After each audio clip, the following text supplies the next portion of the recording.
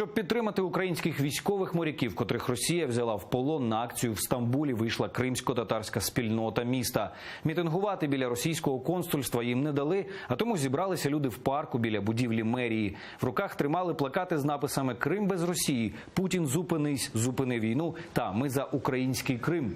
Також зачитали резолюцію. У ній засуджують анексію Криму і агресію Росії в Керченській протоці і просять зробити те ж саме турецьку владу.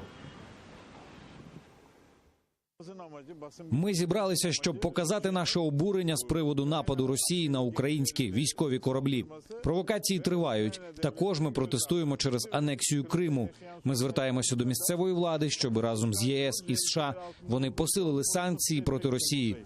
Ще ми звертаємось до журналістів і громадських організацій з проханням звернути увагу на ситуацію на півострові. Зараз люди там в небезпеці. Я призываю все народы всего мира обратить на это внимание, потому что если вчера страдала Грузия, потом следом у нас Азербайджан, он раньше был, да, теперь страдает Украина, кто следующий? Это страна-агрессор, надо их остановить.